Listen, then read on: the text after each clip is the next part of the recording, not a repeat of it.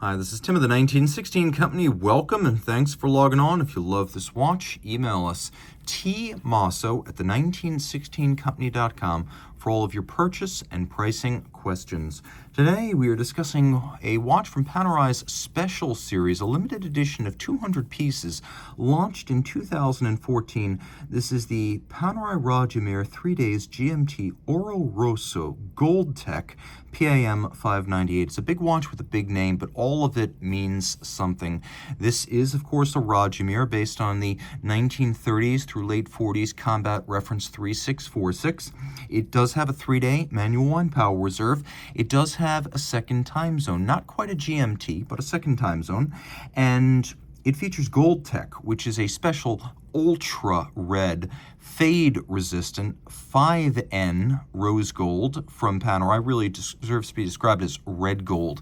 It's the equivalent of Rolex's Ever Rose, Omega's Sedna red gold, Hublot's King gold. It has a high percentage of copper to make it very red, and then a high percentage of platinum to prevent red from becoming rose and then rose becoming pink. It'll maintain its intensity over time. So that's what goldtech is when you hear goldtech in this name. It's a big Radomir, 47 millimeters in diameter, 14.6 millimeters thick, 55 millimeters from lug to lug, and it has a spacing between the lugs of 26 millimeters. So if you're familiar with Radomir case sizes, you know that 26 is the size for a 47 millimeter Radomir. We'll throw the watch on my wrist, which is 16 centimeters in circumference, and it wears well.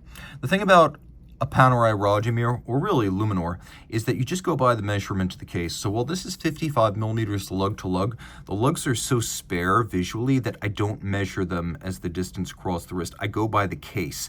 And this watch is 47 millimeters square, which means on both sides, the edge of the case is far inboard of the edge of my wrist.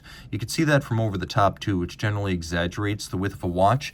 In profile, it does feature a stepped case flank. It is not thin at 14.6 millimeters, but a sleeve probably will ramp up and over the side of the case just because of the way it is shaped.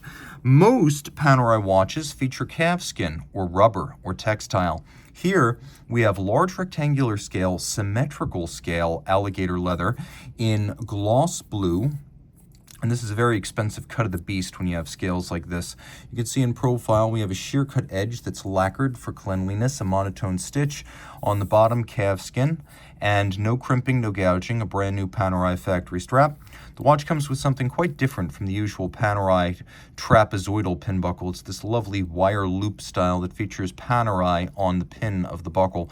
This is a more upscale treatment for dress-oriented and flagship Panerai timepieces from the Radomir collection. We have these loop-style lugs, and it's true, in the 30s and 40s, you would have had to have sewn the strap on and cut it off, but today we have 2 screws on each side. You remove those screws, the lugs pull out, and then they separate in the middle, so you can remove the strap and fit a new strap without sewing anything or cutting anything. And of course, if you are new to Panerai, if you're a veteran, you don't need to hear this, but if you're new to Panerai, no brand in the history of the world, including Rolex, has as many OEM and aftermarket strap options. The custom options, when you go full custom, endless, and strap swapping in the world of Panerai is a big subculture. The crown is a screw down. It has a combination of polish and media blast. You can see this 1970s style OP logo. And the watch is 50 meters water resistant with a screw down crown. If you put it on a different strap, that makes it surface swimmable. You don't want to submerge it deeply, but it is safe for surface swimming. You can see everything here of high polish, really just the crown with the media blast. Sapphire crystal over a blue sunburst dial, blue metallic sunburst. We have plenty of luminescence, and we'll confirm that now. As you can see, all 4 hands on the dial are luminescent. This is a sandwich dial, so all of the luminescent elements, the dial base, have depth, and you can really see that here. Luminescence is a Panerai signature. So the sandwich dial was a feature on historical Panerai watches really from the beginning in the 1930s, where you have this stencil on top that has the indices and the numerals, and then below that you have a solid disc of lume. Now here we have a sort of photina fade, as though 1940s radium has faded to this deeply cream-colored shade, but it's also a nice complementary color when you have a watch in red gold. So if you don't like Fotina, just think of it as a complementary color that matches the case well. And really, the Fotina, the rose gold, and the blue dial does look fantastic. A couple of things to note here. It is a fascinating travel time watch. I can adjust my time and even jump the date forward and backwards without budging the minute hand, the seconds hand, or the secondary hour hand. So as I travel, I'm not going to disrupt the timekeeping of my watch, nor am I going to lose my second time zone. Now watch the seconds hand. When I pull the crown out all the way, I activate hacking seconds, but I also operate a zero reset system, so it's easier to set the watch to the second against a reference time.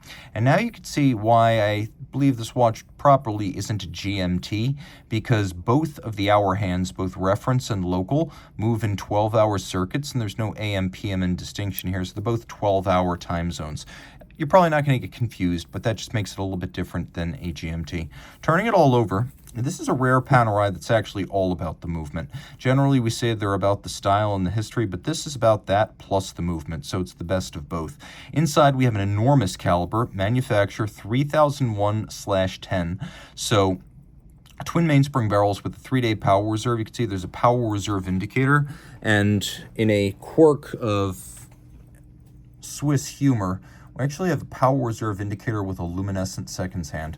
So you've got a 3 hertz beat rate, 21,600 vibrations per hour. You've got the stop seconds with zero reset, the second time zone, the date. You've got a full balance bridge anchored on both sides of the balance with a free sprung balance architecture for shock resistance. And although the finishing here is still mostly mechanically applied, it's a lot more elaborate than you'll find on a standard Panerai watch, as almost every bridge structure and the barrel has been skeletonized to show you the underlying works, and it looks great.